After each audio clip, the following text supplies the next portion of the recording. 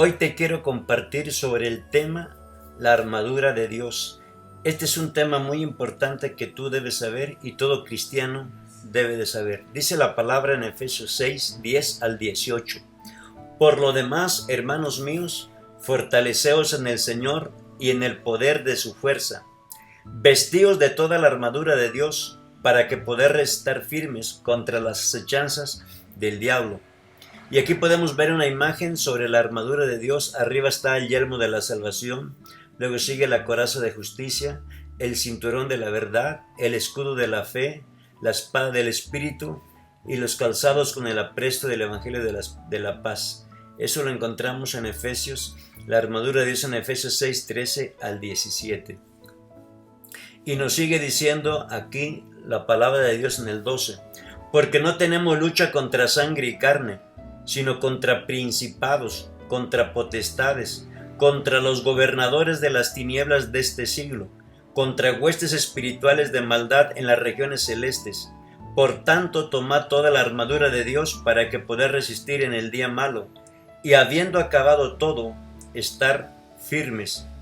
Y sigue diciendo la palabra, estad pues firmes, ceñidos vuestros lomos con la verdad, y vestidos con la coraza de justicia, y calzados los pies con el apresto del Evangelio de la paz. Sobre todo, tomad el escudo de la fe, con que podáis apagar todos los dardos de fuego del maligno, y tomad el yelmo de la salvación y la espada del Espíritu, que es la palabra de Dios, orando en todo tiempo con toda oración y súplica en el Espíritu, y velando en ello con toda perseverancia y súplica por todos los santos.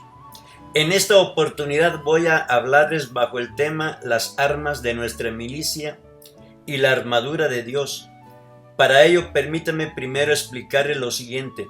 Toda persona que empieza su vida en el Señor, lo que realmente está comenzando es una vida de guerra espiritual, y en ella necesita ser adiestrado, pero además debe ser dotado de las armas correspondientes para la tarea. El apóstol Pablo, consciente de esta verdad, hace toda una explicación de cómo, con qué y contra quién pelear en la guerra espiritual de cada creyente. Primero veamos lo que dice el versículo 12. Porque no tenemos lucha contra sangre y carne, sino contra principados, contra potestades, contra los gobernadores de las tinieblas de este siglo, contra huestes espirituales de maldad en las regiones celestes. Lo que primero Pablo destaca aquí es que la lucha es espiritual, no es contra las personas o los seres humanos, sino contra entidades espirituales de maldad y de las tinieblas. Y nos sigue diciendo aquí, pero además dice que este mundo de maldad está altamente organizado, y los que los integran son muy poderosos con relación al hombre. ¿Qué significa esto? Que el hombre es muy inferior en términos de comparación con las huestes espirituales de maldad. Entonces, ¿cómo podemos luchar contra estos seres y vencerlos si son más poderosos que nosotros? La respuesta es usando las armas que Dios nos da y vistiéndonos de toda la armadura de Dios. Para esto se lleva a cabo con éxito, debemos recibir tres cosas con mucha atención. Escúchalo bien si tú eres un cristiano, un líder. Muy importantes, 3 puntos. La orden, versículo 13, tomad toda la armadura de Dios. Para que tú seas un vencedor en esta vida como cristiano, tienes que tomar la armadura de Dios todos los días, porque nos enfrentamos a las críticas, a las murmuraciones, a los dardos del enemigo, a chismes, a tantas cosas, y por lo tanto tenemos que tomar la armadura de Dios. Número 2, la advertencia, para que poder resistir en el día malo. Esto es muy importante. Muchas veces llega el día malo y no sabemos qué hacer, pero es muy importante tomar la armadura de Dios. Número 3, la esperanza, y habiendo acabado todo, estar firmes. Cuando estas tres cosas se observan con mucha atención en la batalla espiritual, el final siempre será glorioso. Para que una batalla espiritual termine con gloria, el soldado debe terminar firme, es decir, entero, ileso y de pie. Así es como se nos instruye que debemos terminar nuestra guerra espiritual. pero esto no sería posible sin la ayuda de la armadura de Dios. Para explicar este tema interesante y vital de la guerra espiritual que llamamos la armadura de Dios, permítame clasificarlo en las siguientes partes. Número 1, el propósito de la armadura. Número 2, la conformación de la armadura. Número 3, la importancia de la oración en la armadura. Veamos el primer punto, el propósito de la armadura en el versículo 13 de Efesios 6. Nos dice, por tanto, tomad toda la armadura de Dios para que podáis resistir en el día malo. Y habiendo acabado todo, estar firmes. El propósito esencial de la armadura de Dios en el creyente es estar preparado para resistir en el día malo. ¿Cuál es el día malo? Se lo explico. La Biblia nos dice que todos los días son hechos por Dios y que todos los días son santos. Pero, ¿a qué se le llama el día malo? Es el día en que Satanás nos ataca con el fin de hacernos caer en alguna área de nuestra vida cristiana. Esto es muy importante. Este es el día malo, cuando el enemigo forma sus planes y sus propósitos para derrumbarte en la fe. Por eso es tan importante que tú tomes la armadura de Dios para que puedas resistir en el día malo. Por ejemplo, el día malo de Adán fue cuando comió del árbol de la ciencia del bien y del mal. El día malo de David fue cuando se acostó con Betsabé y pecó. El día malo de Daniel fue cuando lo arrojaron al foso de los leones. El día malo de José fue cuando sus hermanos lo vendieron como esclavo a Egipto. El día malo de nuestro Señor fue cuando lo aprendieron para crucificarlo. Todos estos ejemplos de la Biblia en que algunos de sus protagonistas vivieron sus días malos, algunos de ellos pecaron en sus días malos, pero otros fueron fieles a Dios en ellos. ¿Qué hizo la diferencia? ¿Cuán preparados estaban cuando este día apareció?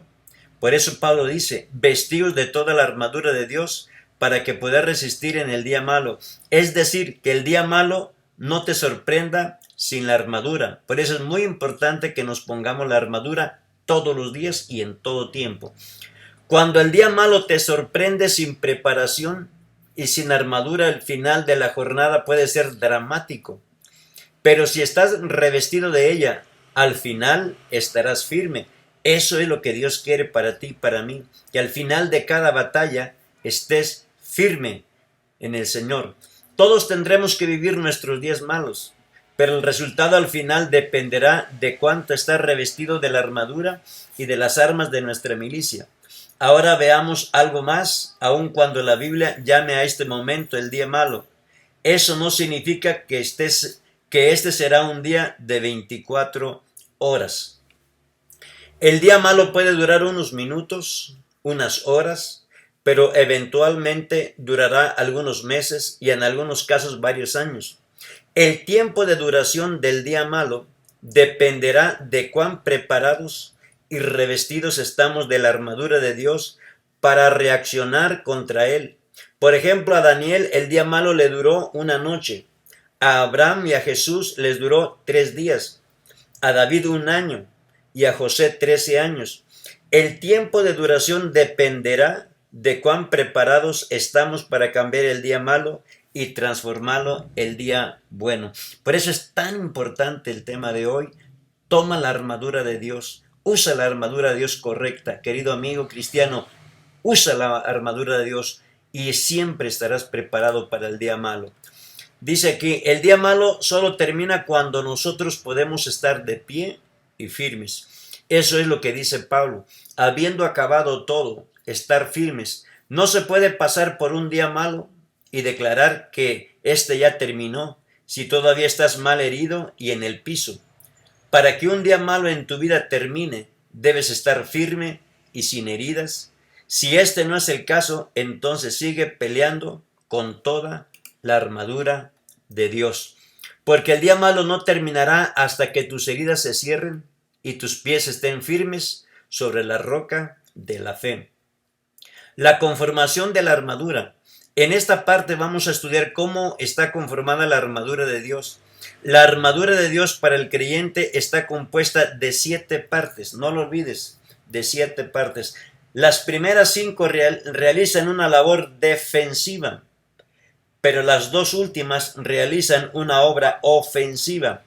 Estudiémosla una por una en este instante y no olvides estas partes. Las 5 partes defensivas de la armadura de Dios. Esto es bien importante para todo cristiano, para todo líder, para todo pastor, para todo obrero, para todo reverendo, para todo doctor en teología. Muy importante esto. Dice que la primera, el cinto de la verdad, la coraza de justicia, el calzado del apresto del evangelio de la paz, el escudo de la fe y el yelmo de la salvación.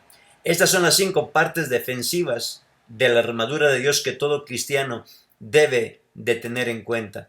Seguimos adelante con el primer punto, el cinto de la verdad. El apóstol empieza su descripción de la armadura con el cinto de la verdad.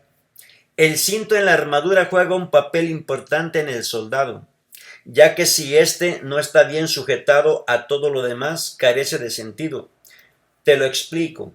Si un soldado en la época de los romanos no usaba un cinto bien apretado, perdía libertad de movimiento y las otras piezas de su armadura perdían consistencia, puesto que éstas dependían de un sujetador para que no cayeran. A este sujetador se le llama el cinto.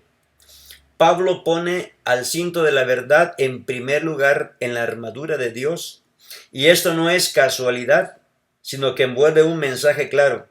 Si se pretende ganar una batalla espiritual, la primera arma que debemos utilizar es el cinturón de la verdad, porque si voy a ejercer autoridad espiritual, solo lo puedo hacer en la base de la verdad. El diablo es mentiroso y padre de mentira, por lo tanto reconocerá una mentira tan pronto la vea, pero no podrá soportar la verdad de Dios y de su palabra cuando ésta hace aparición. Por eso nuestra primer arma en la batalla espiritual debe ser la verdad, porque de todo lo demás depende de ella. Muchas iglesias pueden predicar de Dios, pero si la base de su predicación no es la verdad de Dios, su mensaje podrá ser elocuente, altruista y bien intencionado, pero no tendrá poder, porque lo que le da poder al mensaje no es la retórica con la que se expresa, sino la verdad que la contiene. No podemos predicar lo que se nos antoja, solo podemos predicar lo que se nos ha enseñado en la palabra. Qué preciosa es este mensaje, porque cuando la verdad de Dios es el eje central de mi mensaje, todo lo demás adquiere consistencia y genera poder y autoridad. El número 2 del arma defensiva, la coraza de justicia. Esta parte de la armadura tenía como finalidad proteger el corazón del soldado. Por lo tanto, su uso era vital en la guerra espiritual. Pablo nos dice que la coraza representa la justicia que hemos recibido de Dios en Cristo. Y es esta justicia la que nos hace aceptos ante Dios. Pero también nos hace inmunes ante Satanás cuando quiere herir mi corazón, trayendo a mi memoria los pecados pasados. Por eso Pablo dice que debemos vestirnos con la coraza de la justicia, porque no le quepa a usted la menor duda que cuando esté batallando contra las huestes de maldad, Satanás no vacilará en hacerle creer que no es digno de estar donde está y de hacer lo que hace, porque en el pasado fuimos pecadores. No podemos negar ante Satanás nuestro pasado, pero él tampoco puede negar nuestro presente. Y nuestro presente se viste de justicia por causa de la sangre de Cristo, que fue derramada para limpiar y quitar nuestro pecado. Por eso en la guerra espiritual no te puede faltar la coraza de justicia, porque muchas veces escucharás la voz de Satanás descalificándote para la victoria, pero la coraza de justicia en Cristo te dará identidad espiritual y protegerá tu corazón del pasado acusador. Número 3. El calzado, el apresto del evangelio de la paz. Los soldados romanos usaban sandalias que iban bien sujetadas por tiras de cueros a los pies y tobillos. Esto le permitía ser muy ligeros en el campo de batalla. Los pies en algunos pasajes de la Biblia como en este representa la evangelización de las almas perdidas. Por eso Isaías dice: cuán hermosos son sobre los montes los pies del que trae alegres nuevas, del que anuncia la paz, del que trae nuevas del bien, del que publica salvación, del que dice a Sión: tu Dios reina. Lo que el apóstol Pablo está tratando de decir es que evangelizar no solo es una tarea que debemos cumplir, sino además un arma que debemos usar. Si no la usamos, estaremos en desventaja frente a nuestro enemigo. Veamos por qué. Pablo dice que el evangelio que debemos predicar es el evangelio de la paz. ¿Qué significa esto? Que para poder establecer la paz de Dios en un determinado lugar, debemos predicar el evangelio. Solo la predicación del evangelio trae paz al mundo. Por eso predicar no solo es una tarea que debemos cumplir, sino además un arma poderosa que debemos usar contra Satanás. Número 4. Sobre las armas defensivas del cristiano. El escudo de la fe. El soldado romano usaba por lo general un escudo largo que podía cubrirlo casi totalmente. Esta es la mejor representación de la fe en un creyente. Nuestra fe debe cubrirnos y protegernos totalmente de los ataques de Satanás. Por eso la Biblia dice: el justo por la fe vivirá, porque ésta debe cubrirlo completamente. Un soldado sin escudo era un soldado vulnerable. Y un creyente sin fe será vulnerable cuando tenga que enfrentar las diferentes circunstancias y dificultades que está llamado a sortear. Pero veamos algo más. Pablo dice que el escudo de la fe debe ser empleado para poder apagar todos los dardos de fuego del maligno. Esto es interesante. Veamos por qué. Los dardos de fuego eran las flechas encendidas con fuego en la punta, que se usaban para incendiar las ciudades y aldeas en el Antiguo Testamento, en los tiempos pasados, que eran tomadas por asalto. Sin embargo, cuando una de estas flechas penetraba el cuerpo de un soldado, producía un daño permanente. Veamos por qué. Cuando una flecha penetra alguna área del cuerpo, obviamente abrirá una herida. Sin embargo, si la flecha no había alcanzado algún órgano vital, el herido podía sanar y volver al campo de batalla. Pero cuando la flecha que abría la herida era una flecha encendida con fuego, entonces el daño que dejaba era permanente, porque aun cuando la herida cerrara, el fuego dañaba los nervios y los cauterizaba, y la persona perdía la sensibilidad en esa parte del cuerpo para siempre. Cuando el apóstol Pablo dice que usemos el escudo de la fe para apagar los dardos de fuego del maligno, no lo dice por decir, lo dice porque él sabía que cuando un creyente empieza a darle lugar a la duda o a la incredulidad, su falta de fe puede cauterizar su confianza en Dios y volverse insensible a sus promesas. Por eso hoy tenemos en la iglesia gente que ya no cree en nada de lo que se les predica, porque los dardos de fuego del maligno han cauterizado su fe de tal manera que las promesas de Dios ya no surten efecto en ellos. Por eso el apóstol hace un llamado a cubrirse con el escudo de la fe, porque si no vives por ella, es solo cuestión de tiempo para que tus convicciones empiecen a cambiar y te vuelvas insensible a la palabra y empieces a negar la fe que un día profesaste. Qué triste eso. Por eso es muy importante tomar toda la armadura de Dios. El número 5, el yelmo de la salvación. El yelmo en el soldado no era otra cosa que el casco que usaban para proteger la cabeza del soldado. Lo que Pablo está queriendo decir aquí es que una vez recibe la salvación, debes proteger tu mente de pensamientos que te asaltarán y tratarán de poner entredicho tu salvación. Si tu corazón ha sido sincero y te has arrepentido de todos tus pecados, el Espíritu Santo te dará un casco que te proteja, que se llama seguridad de la salvación. ¿Qué es eso? Es un estado de paz con Dios, que se logra cuando el hombre recibe al Señor Jesucristo como su Salvador. Nuestro Dios necesita poner esto en nuestro espíritu para que no solo sepamos con nuestra mente que somos salvos, sino que además lo sintamos. La seguridad de la salvación es una sensación que todo creyente debe sentir apenas se convierte, incluso mucho antes de conocer la doctrina de la salvación. La doctrina de la salvación se emprende con la mente, pero la seguridad de la salvación se siente en el corazón. Un hombre salvo no necesita conocimiento teológico para saberse salvo. Solo necesita sentirlo, porque cuando recibe al Señor, el Espíritu Santo le da un casco protector que se llama seguridad de salvación. La seguridad de la salvación solo se pierde cuando se cometen pecados graves delante de Dios. Eso fue el caso de David cuando pecó con Betsabé. Por eso en el Salmo 51:12 dijo: vuélveme el gozo de tu salvación, y espíritu noble me sustente. David perdió el gozo de la salvación cuando pecó, pero Dios se lo devolvió cuando se arrepintió de todo corazón. Dios nos da el yelmo de la salvación para que sintamos confianza en Él, pero de nosotros depende que no lo perdamos. Estas son las armas que se nos dan para defendernos de los ataques de Satanás.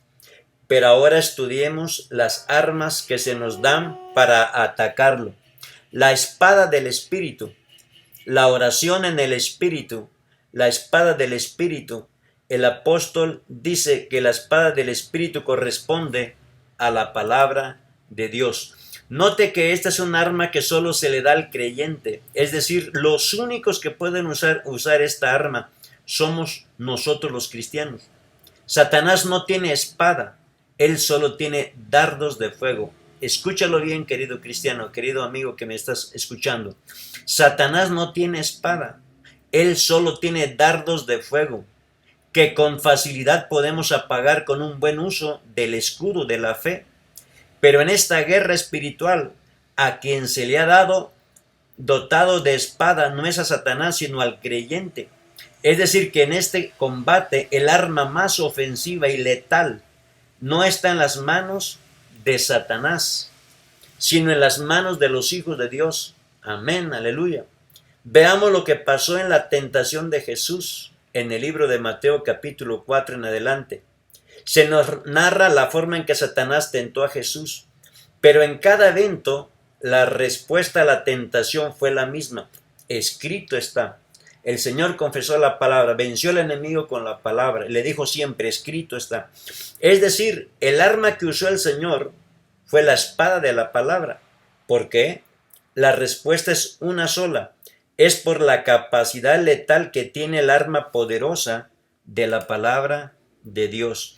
Satanás trató de usar contra Jesús la misma arma, pero no le sirvió de nada, ya que no surtió efecto alguno. ¿Por qué? Porque esta arma solo será eficaz en las manos correctas, es decir, en las manos de los hijos de Dios, pero nunca en las manos del enemigo. Por eso la Biblia es citada, memorizada y reflexionada por mucha gente. Pero eso no le da poder a nadie, porque para que la espada de la palabra contenga poder, esta debe ser usada por los creyentes nacidos de nuevo y llenos del Espíritu Santo. Veamos algo más. Pablo dice que esta arma se la llama la espada del Espíritu. ¿Qué quiere decir? Que el uso eficaz de la espada está limitada a la llenura del Espíritu Santo de aquel que la posee.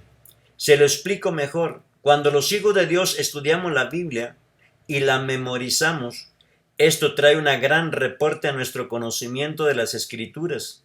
Pero para que el conocimiento de las Escrituras se vuelva un arma letal, necesito la llenura del Espíritu Santo. ¿Por qué la llenura del Espíritu Santo convierte el conocimiento en revelación? Es muy importante conocer la Biblia lo más que se pueda, pero conocerla mucho sin tener revelación de ella me convierte en teólogo y erudito. Pero aun cuando conozco la Biblia de manera modesta, si recibo por el Espíritu revelación de ella, eso me convierte en un agente peligroso para Satanás y en contra de sus filas. Número 2. La oración en el Espíritu. Así como conocer la Biblia sin revelación solo edifica mi mente, pero no mi espíritu. De la misma manera, orar sin la llenura del Espíritu Santo se vuelve un mero ejercicio religioso. Todas las religiones del mundo tienen en común la práctica de la oración, pero solo los hijos de Dios llenos del Espíritu Santo hacen temblar un lugar cuando éstos oran. En Hechos 4:31 dice así: cuando hubieron orado, el lugar en que estaban congregados tembló, y todos fueron llenos del Espíritu Santo. Esto es de lo que estoy hablando. La oración nunca será más poderosa sino cuando se hace bajo la llenura del Espíritu Santo. A esto Pablo lo llama la oración en el Espíritu. Pero además Pablo dice que la oración en el Espíritu nos lleva a la súplica delante de Dios. Veamos esto.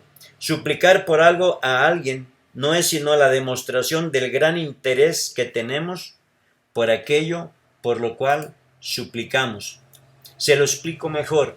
Solo la súplica por algo ante alguien expresa el gran interés que tienen las personas. Por eso la oración en el Espíritu, súplica ante Dios, porque con ello manifiesta que no es vacía ni artificial, sino que es profundamente sincera y que siente en carne propia el dolor y la necesidad de los demás. Las personas pueden ser duras en su corazón y negarse a la solicitud de los demás. Pero cuando alguien le suplica insistentemente y con sinceridad, difícilmente podrá negarse. Esto es lo mismo que sucede en el corazón de Dios. No porque su corazón sea duro, sino porque algunas veces la falta es grave y no será fácil de perdonar. Pero si alguien suplica con lágrimas y con sinceridad, no habrá forma de que el corazón de nuestro Dios no sea conmovido. Y por último, la súplica de la que se habla aquí es la súplica a Dios. Es decir, el objeto de nuestra súplica debe ser siempre Dios. Pero es lamentable que los hombres prefieren suplicar a otro hombre para que les dé ayuda en algún asunto, pero no traen en súplica a la persona correcta, que es nuestro Dios. Cuando usted suplica a otro hombre, algo es posible que logre su favor o su ayuda, pero aun cuando lo logre siempre perderá algo, perderá su dignidad y su amor propio. Pero cuando yo suplico a Dios por mis necesidades y por las de los demás, lejos de perder dignidad, todo lo contrario, la fortalezco y la incremento. ¿Por qué? Porque la Biblia dice que Él exalta al humilde y al quebrantado de espíritu. Que Dios te bendiga, querido amigo, querido creyente, a través de esta lectura. Que Dios te guarde, y declaro y profetizo que esta palabra te habla a ti y a toda tu familia.